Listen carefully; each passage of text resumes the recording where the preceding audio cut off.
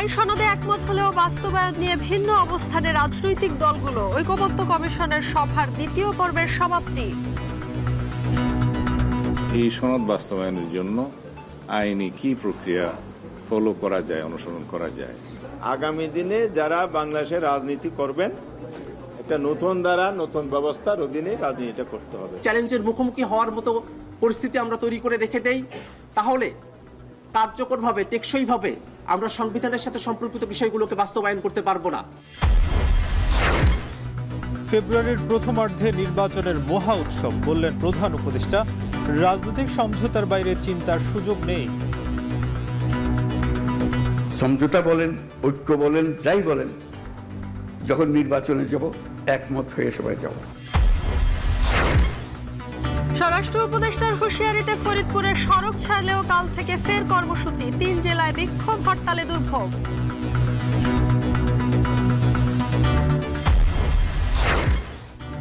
রাজধানী সহ দেশের বিভিন্ন স্থানে ভূমিকম্প অনুভূত। উৎপত্তিস্থল আসামের ঢেকিয়াজুলিতে 5.9 মাত্রার কম্পন।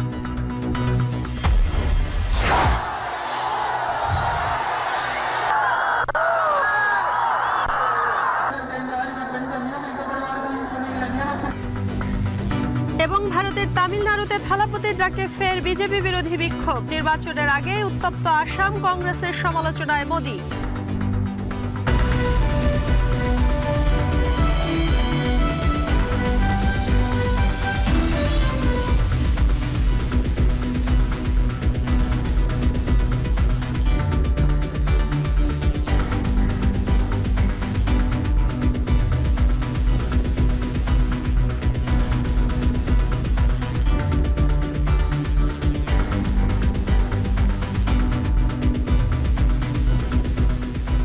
স্বাগত। এখন সন্ধ্যায় পুরো আয়োজনে আপনাদের সঙ্গে আছি আমরা দুজন, আমি শম্পা বিশ্বাস এবং আমি নাজমুস সাকিব।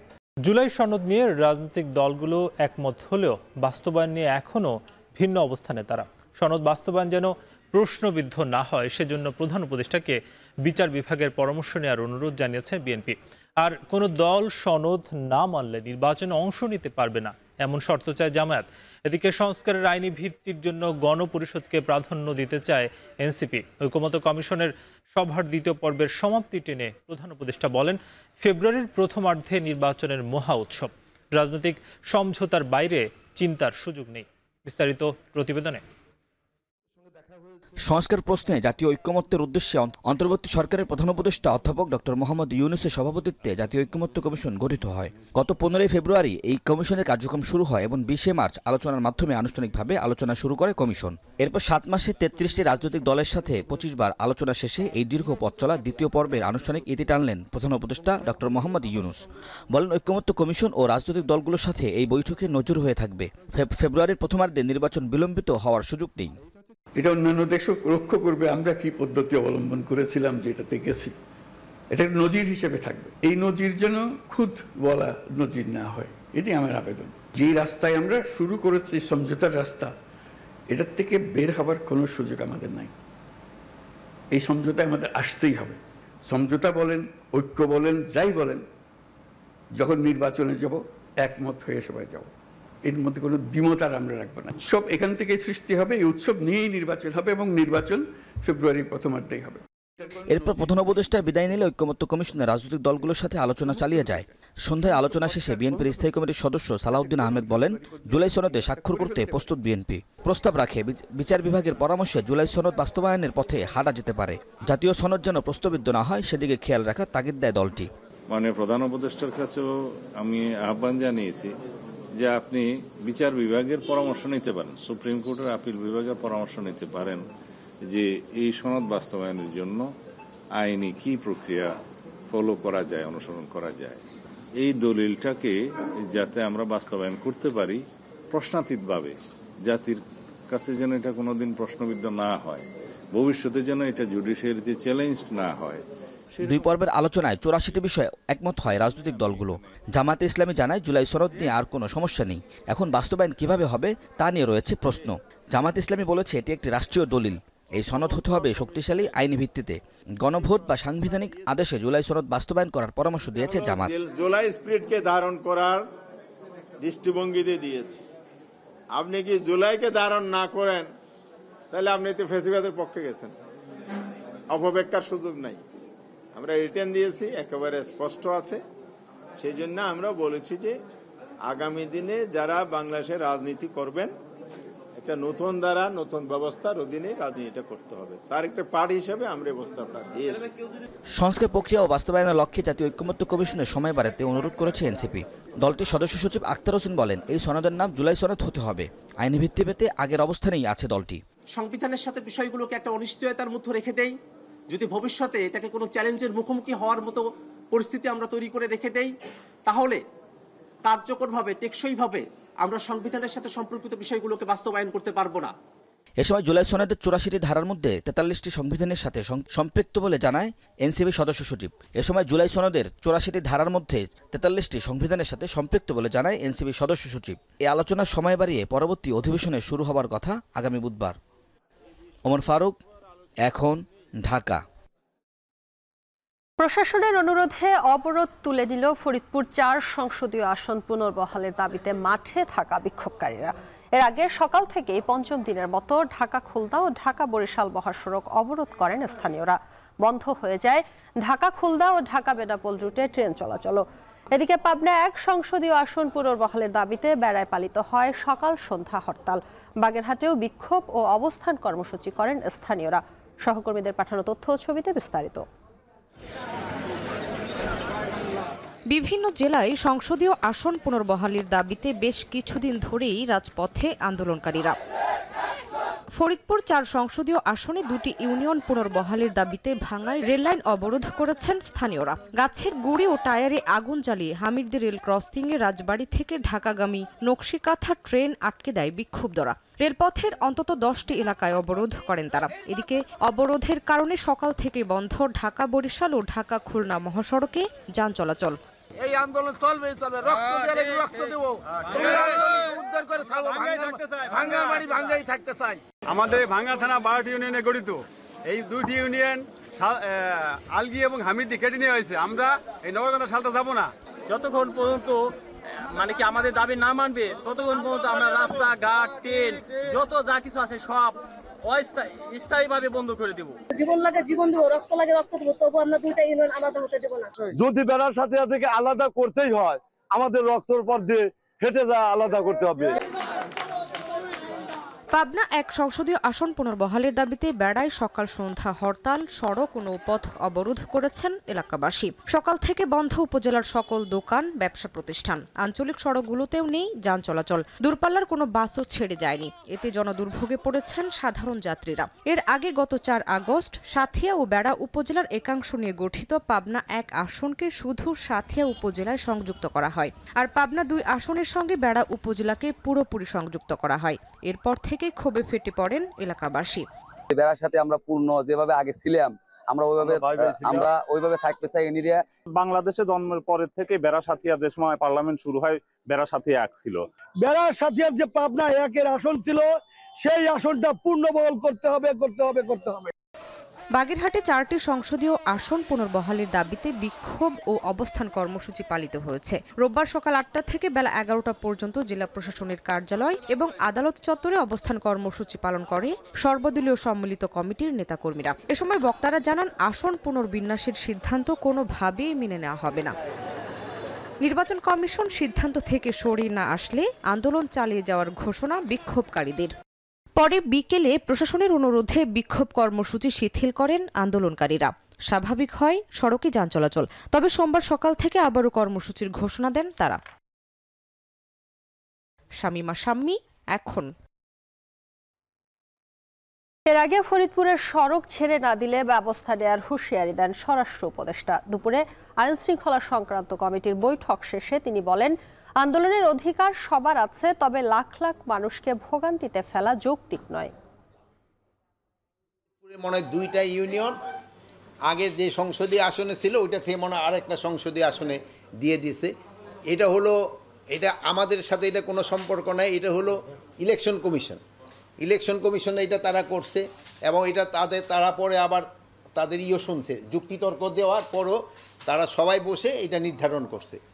এখন এই নির্ধারণটা নিয়ে ওই এলাকার লোকজনের ভিতরে একটাই, হ্যাঁ, তাদের যদি কোনো রকমের ক্ষোভ থাকে এটা তারা প্রপার চ্যানেলে জানাবে, কিন্তু এটার জন্য এই জনকে ইসের ভিতরে নিয়ে আসা এটা কিন্তু কোনো অবস্থায় যুক্তিযুক্ত না। তারেক রহমান শিগগিরই ফিরবেন, তার ফেরার ব্যাপারে আলোচনা হয়েছে। প্রায় 18 বছর পর স্বরাষ্ট্র মন্ত্রণালয়ে এসে উপদেষ্টার সঙ্গে বৈঠক করে একথা জানান সাবেক স্বরাষ্ট্র প্রতিমন্ত্রী লুৎফুজ্জামান বাবর। বিকেল 4:30টার দিকে স্বরাষ্ট্র মন্ত্রণালয়ে শুরু হয় বৈঠক। টানা 2 ঘন্টা চলে বৈঠক। এ সময় উপস্থিত ছিলেন পুলিশ মহাপরিদর্শকও। বৈঠক শেষে স্বরাষ্ট্র উপদেষ্টা বলেন, খুবই সৌহার্দ্যপূর্ণ বৈঠক হয়েছে। বিএনপি নেতা বাবর বলেন, অন্তর্বর্তী সরকারকে সহযোগিতা করতে চায় বিএনপি, তবে কিছু বিষয়ে উদ্বেগ আছে, তা নিয়ে সরকারের সাথে আলোচনা করতে এসেছেন। তিনি দাবি করেন, ভারতের শেখ হাসিনার সাথে বৈঠক করেছে সালাম। এ সময় দেশে অবৈধ অস্ত্র আসছে বলে উদ্বেগ প্রকাশ করেন বাবর। আমি এটুকুই বলবো না, ভালো করার যথেষ্ট চেষ্টা করছেন, আন্তরিকতা কোনো আমরা আসছি বিশেষ করে বর্তমান ইন্টারিম গভর্নমেন্ট, মাননীয় প্রধান উপদেষ্টা এবং বর্তমান সরকারকে সাহায্য করার। সেই সাহায্য হিসাবে যেগুলো কনসার্ন করে আমরা সেইগুলো আমরা ওনাদেরকে আমাদের ব্যক্ত করছি। উনিও একই জায়গায় একমত পোষণ করছেন। মোটামুটি খুব আলোচনা অত্যন্ত ফলপ্রসূ এবং সৌহার্দ্যপূর্ণ উদ্দেশ্য ছিল বাংলাদেশের নির্বাচন বানচাল করা, নির্বাচনের বিভিন্ন সহিংস ঘটনা ঘটানো। এটা তো একটা উদ্বিগ্নের জায়গা, সেই ব্যাপারে আমরা আলোচনা করেছি। ইনশাআল্লাহ দ্রুত ফেরত আসবে, আপনারা দোয়া করবেন। পোস্টাল ভোট বিডি অ্যাপের মাধ্যমে নিবন্ধিত হয়ে প্রবাসীরাও ত্রয়োদশ নির্বাচনে ভোট দিতে পারবেন বলে জানিয়েছেন নির্বাচন কমিশনার আনোয়ারুল ইসলাম। মালয়েশিয়ার কুয়ালালামপুরে রোববার প্রবাসীদের সঙ্গে মতবিনিময় সভায় তিনি একথা নিশ্চিত করেছেন। গুগল প্লে স্টোর অথবা অ্যাপ স্টোর থেকে পোস্টাল ভোট বিডি মোবাইল অ্যাপটি ডাউনলোড করতে পারবেন। অ্যাপসের মাধ্যমে যখন আপনারা নিবন্ধিত হবেন, আপনারা প্রবাসী ভোটার হিসাবে তালিকাভুক্ত হবেন এবং যারা নিবন্ধিত হবেন তারা শুধুমাত্র পোস্টাল ব্যালটের মাধ্যমেই ভোটটা দিতে পারবেন। এখন দেখা গেল যে আপনি নিবন্ধন করেছেন যে আমি মালয়েশিয়া থেকে ভোট দিব, কিন্তু আনফর্চুনেটলি আপনি ভোটের দিন বাংলাদেশে আপনার বাড়িতে উপস্থিত, কিন্তু সেই ক্ষেত্রে কিন্তু আপনার সুযোগটি থাকবে না। রাকসু নির্বাচনে চূড়ান্ত প্রার্থী তালিকা প্রকাশের পর শুরু হয়েছে আনুষ্ঠানিক প্রচারণা। একই সাথে লটারির মাধ্যমে প্রার্থীদের দেওয়া হয়েছে ব্যালট নম্বর।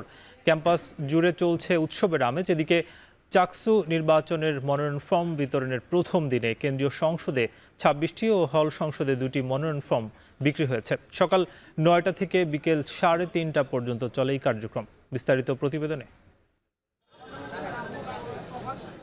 নানা নাটকীয়তায় শেষ হয়েছে ডাকসু ও জাকসু নির্বাচন। এরই ধারাবাহিকতায় এখন চলছে রাজশাহী বিশ্ববিদ্যালয়ের রাকসু ও চট্টগ্রাম বিশ্ববিদ্যালয়ের চাকসু নির্বাচনের ডামাডোল। রাজশাহী বিশ্ববিদ্যালয় কেন্দ্রীয় ছাত্র সংসদ নির্বাচনে শুরু হয়েছে প্রচারণা কার্যক্রম। এর আগে বিশ্ববিদ্যালয়ের সিনেট ভবনে নির্বাচন কমিশনার ও রিটার্নিং কর্মকর্তাদের উপস্থিতিতে ঘোষণা করা হয় চূড়ান্ত প্রার্থী তালিকা। এছাড়া উৎসবমুখর পরিবেশে লটারির মাধ্যমে প্রার্থীদের দেওয়া হয় ব্যালট নম্বর। প্রচারণার নানা প্রস্তুতির কথা জানান বিভিন্ন প্যানেলের প্রার্থীরা। নিঃসন্দেহে পরীক্ষা অনেক সুন্দর এবং চমকপ্রদ, গণতান্ত্রিক উপায়ে যেন সকলে তার নির্দিষ্ট ব্যালট নাম্বার পায় সেই জিনিসটা আয়োজন করছে, যার কারণে নির্বাচন কমিশনকে ধন্যবাদ জানাচ্ছি। এই সৌভাগ্য আমাদের হয়েছে, এই আমেজটা আমরা পাচ্ছি। আমরা ব্যালট নাম্বার ইতিমধ্যে পেয়েছি, আমাদের বিপিজিএস এজিএস তিনজনই। এদিকে রাকসু নির্বাচন স্বচ্ছ ও সুষ্ঠুভাবে সম্পন্ন করতে ওএমআরের মাধ্যমে ভোট গণনা করা হবে বলে জানায় প্রধান নির্বাচন কমিশনার। রাকসু নির্বাচনে ভোটার সংখ্যা 28,901 জন। কেন্দ্রীয় সংসদ, সিনেট ও হল সংসদে বিভিন্ন পদে 306 জন প্রার্থী রাকসু নির্বাচনে অংশগ্রহণ করবেন। ভোট গ্রহণ অনুষ্ঠিত হবে আগামী 25 সেপ্টেম্বর। এদিকে প্রায় 3 যুগ পর অনুষ্ঠিত হতে যাচ্ছে চট্টগ্রাম বিশ্ববিদ্যালয় ছাত্র সংসদ চাকসু নির্বাচন ঘিরে পুরো ক্যাম্পাসে বিরাজ করছে উৎসবমুখর পরিবেশ। চাকসু নির্বাচনের মনোনয়ন ফর্ম বিতরণের প্রথম দিনে কেন্দ্রীয় সংসদে 26টি ও হল সংসদে 2টি মনোনয়ন ফর্ম বিক্রি হয়েছে। সকাল 9টা থেকে বিকাল 3:30টা পর্যন্ত চলে এই কার্যক্রম। আগামী 17 সেপ্টেম্বর পর্যন্ত প্রার্থীরা মনোনয়ন ফর্ম জমা দিতে পারবেন। এরপর যাচাই বাছাই শেষে আগামী 18 সেপ্টেম্বর প্রকাশ করা হবে প্রাথমিক প্রার্থী তালিকা। আর আপত্তি গ্রহণের পর 25 সেপ্টেম্বর ঘোষণা করা হবে চূড়ান্ত তালিকা। আরও 3 দিন আমরা মনোনয়নপত্র বিতরণ করব। তো শুরুতে ভালো লাগছে, একজন ছাত্র এসেছিল, হল চাকসুর জন্য মনোনয়নপত্র সংগ্রহ করে সে অলরেডি নিয়ে গিয়েছে।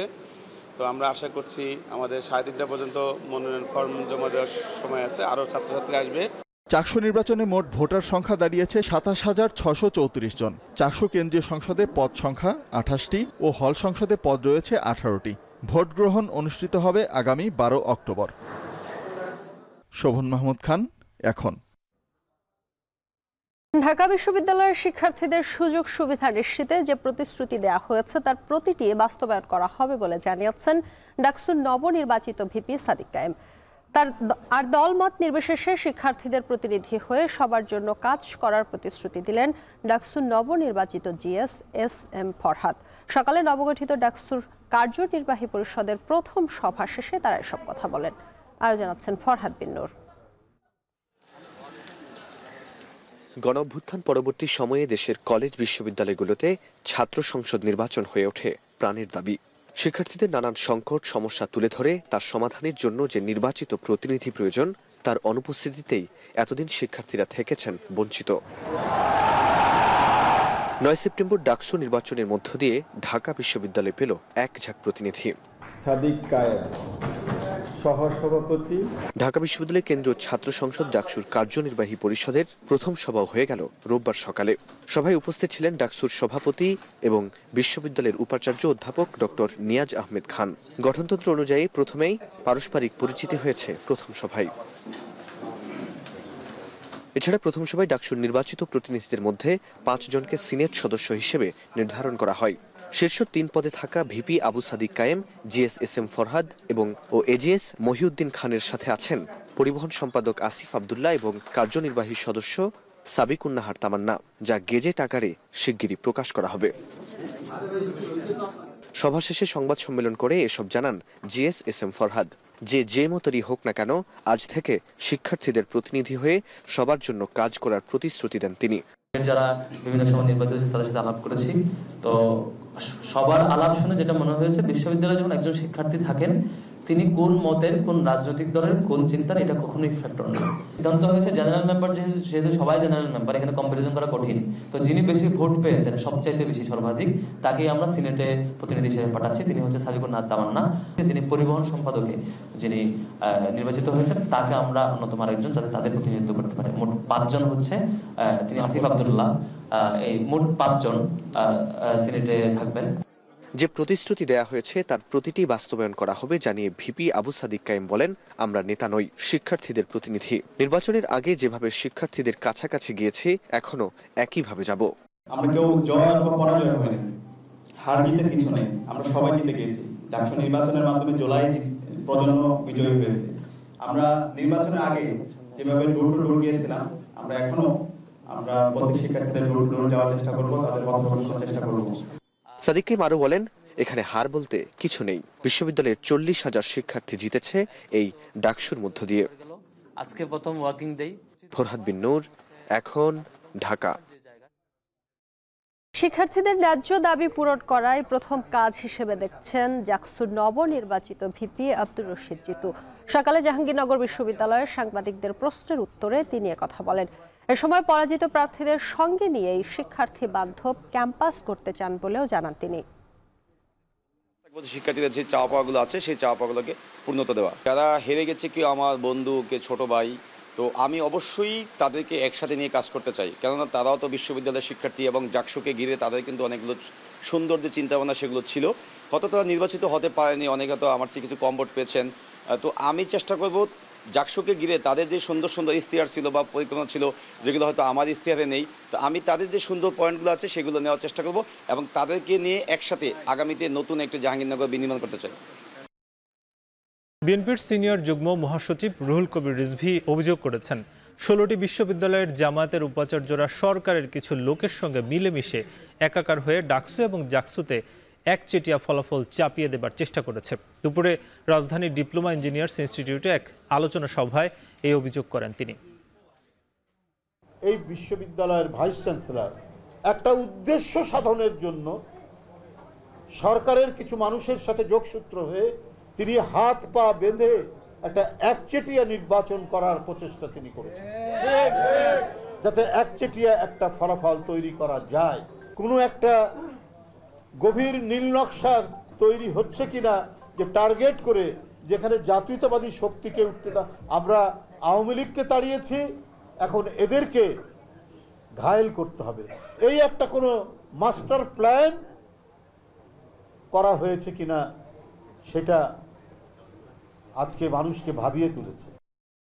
রাজধানী সহ দেশের বিভিন্ন জেলায় ভূকম্পন অনুভূত হয়েছে। বিকেল 5:11 দিকে এই ভূকম্পন অনুভূত হয়। ভূকম্পনের উৎপত্তিস্থল দেখানো হয় ভারতের আসাম রাজ্যের উদালগুড়ি জেলার ভূমি থেকে 5 কিলোমিটার গভীরে। এর প্রভাবে ঢাকা, গাজীপুর, সিলেট, নেত্রকোনা, সুনামগঞ্জ সহ সারা দেশে ভূকম্পনের কারণে সাধারণ মানুষের মধ্যে আতঙ্ক ছড়িয়ে পড়ে। তবে কোথাও কোনো দুর্ঘটনার খবর পাওয়া যায়নি। এদিকে একই সময় নেপাল, ভারত, মিয়ানমার ও চীনেও ভূকম্পন অনুভূত হয়। উৎপত্তিস্থলে রিক্টার স্কেলে ভূকম্পনের মাত্রা দেখানো হয় 5.9।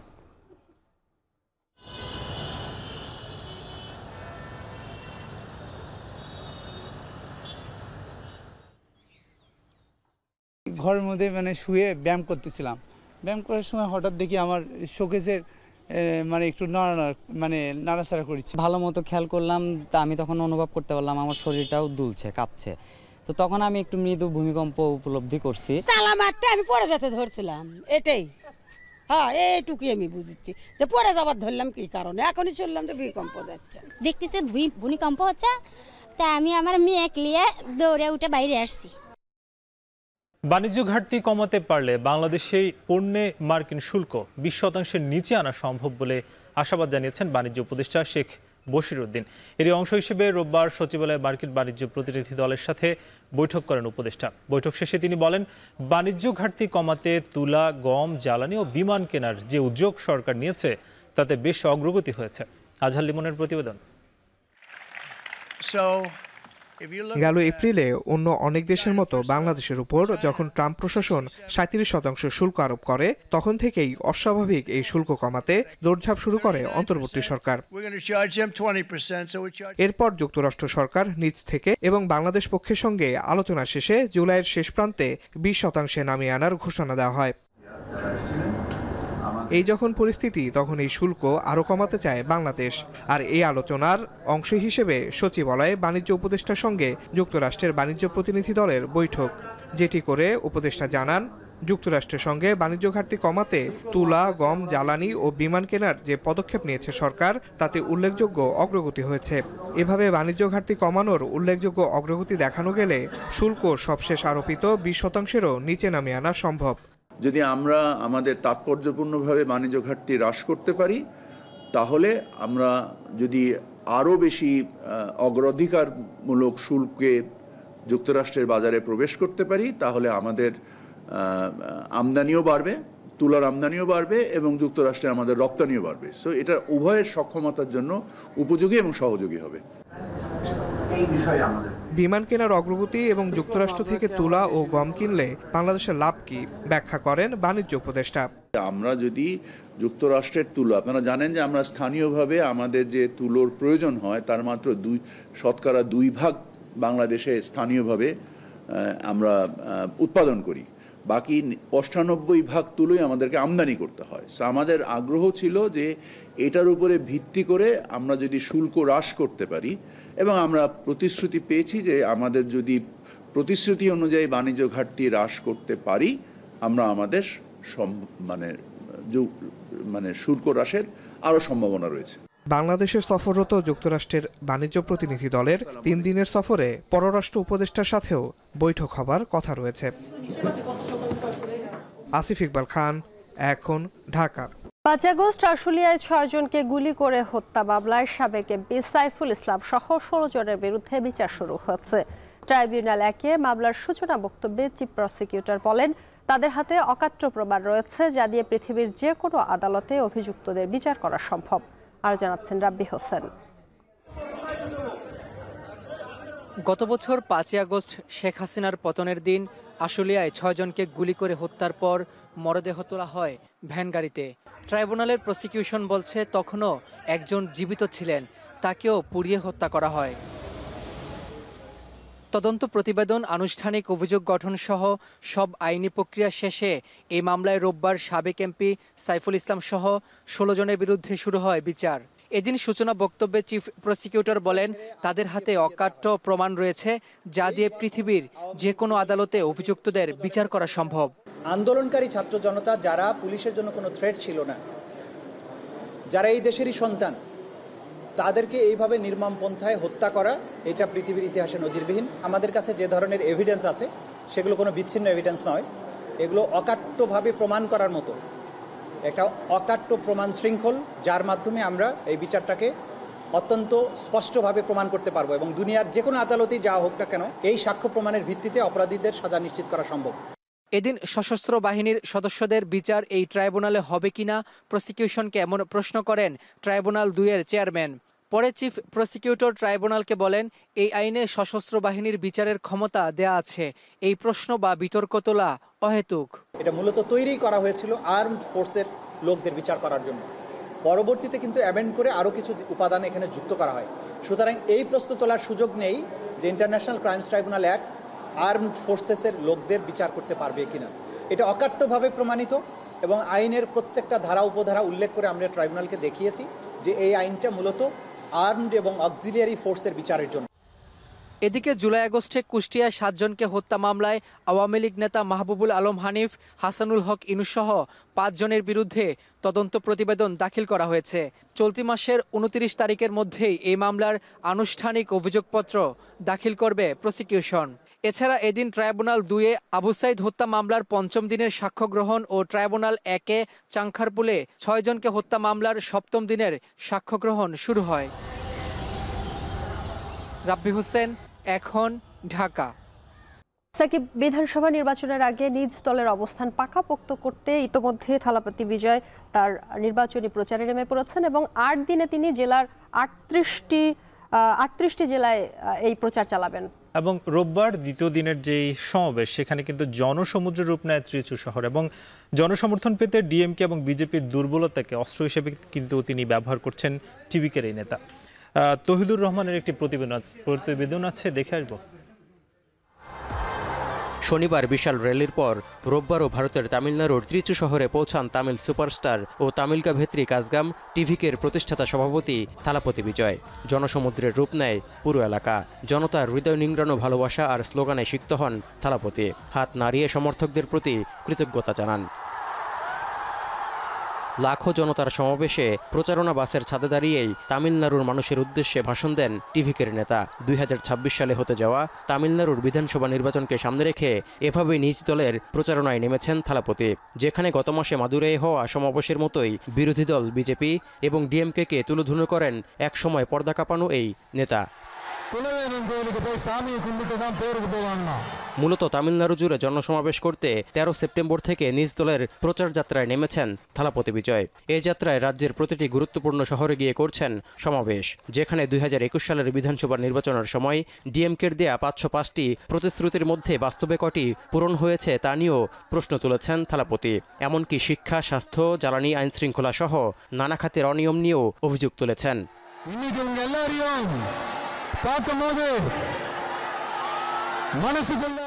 টিভিকে কেবল প্রতিশ্রুতিতেই সীমাবদ্ধ থাকবে না বলেও বার্তা দিয়েছেন এই নেতা।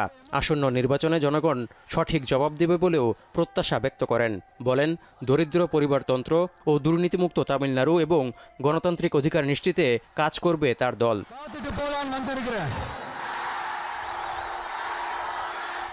এর আগে গত আগস্টে মাদুরাইয়ে হওয়া বিশাল সমাবেশে ফ্যাসিবাদ আখ্যা দিয়ে বিজেপির বিরুদ্ধে যুদ্ধ ঘোষণার মধ্য দিয়ে আটঘাট বেঁধে রাজনীতির মাঠে নামেন থালাপতি।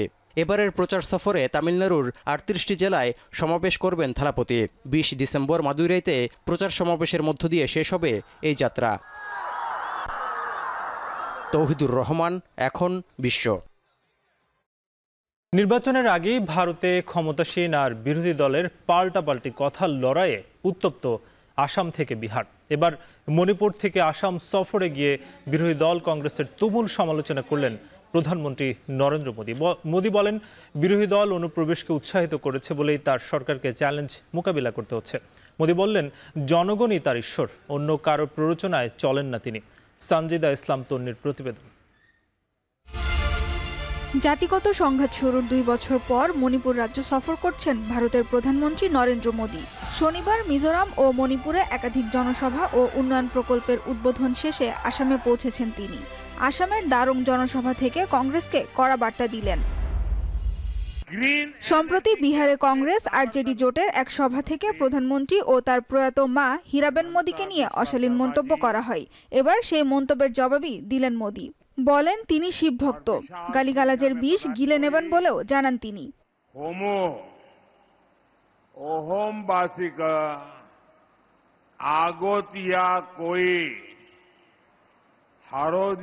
দুর্গা পূজার ব্যক্তিগত অপমানের জবাব দিয়েই থেমে থাকেননি মোদী। কংগ্রেস আসামকে কখনো সম্মান দেয়নি বলেও অভিযোগ করেন। আসামের উন্নয়নে বিজেপি ও কংগ্রেসের অবদানের তুলনাচিত্র তুলে ধরেন মোদী।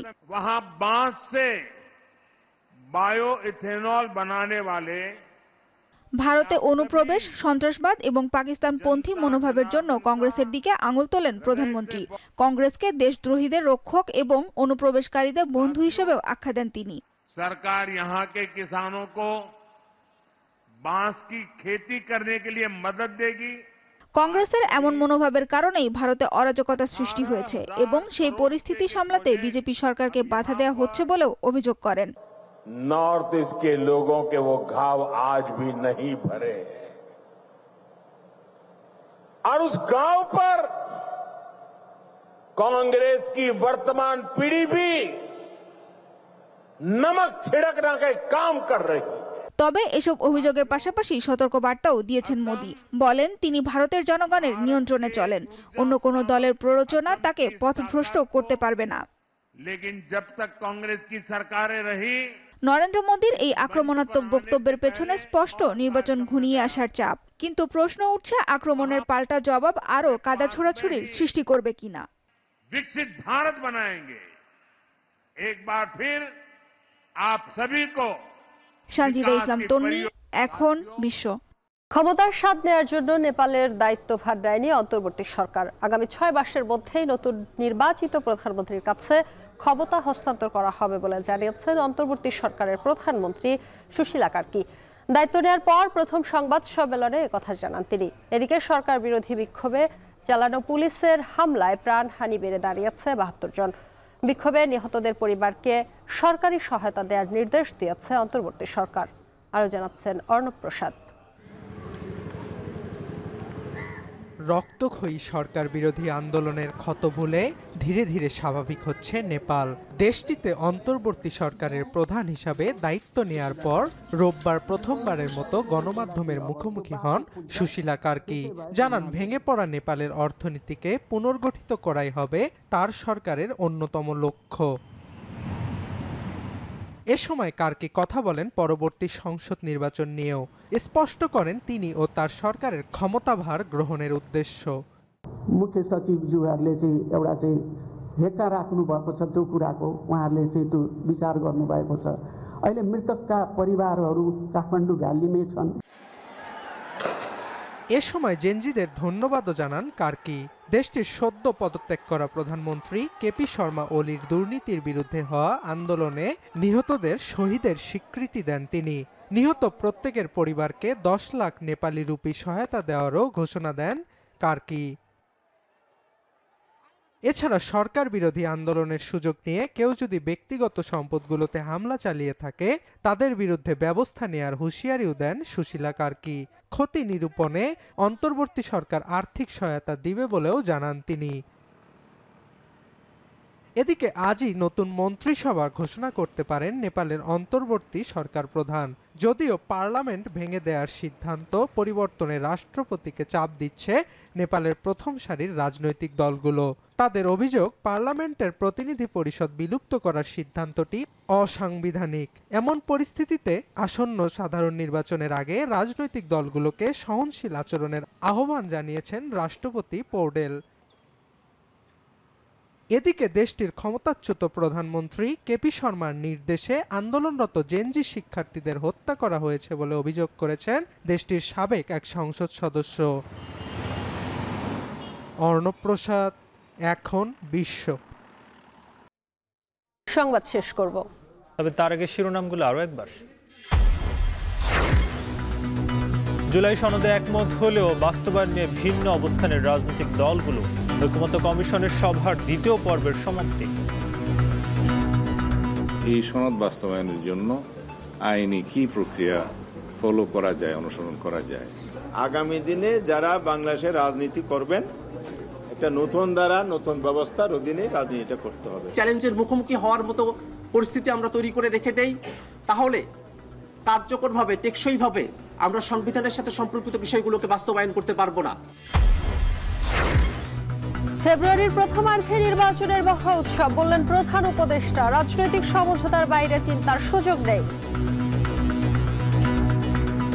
সমঝোতা বলেন, ঐক্য বলেন, যাই বলেন, যখন নির্বাচনে যাব একমত হয়ে সবাই যাব।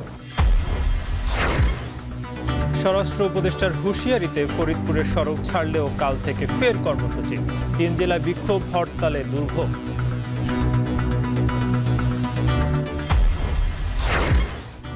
রাজধানী সহ দেশের বিভিন্ন স্থানে ভূমিকম্প অনুভূত। উৎপত্তিস্থল আসামের ঢেকিয়াজুলিতে 5.9 মাত্রার কম্পন।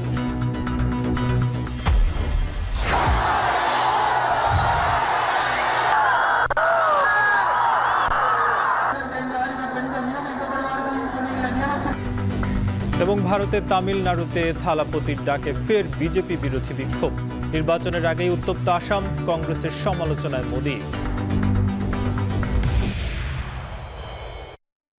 সংবাদ শেষ করছি। এখন টেলিভিশন ওয়েবসাইটে দেখতে ভিজিট করুন www.ekhon.tv। এছাড়া ফেসবুকে যুক্ত হতে পারেন facebook.com/tvdot.ekhon। ইউটিউবে দেখতে পারেন youtube.com/c/ekhon tv।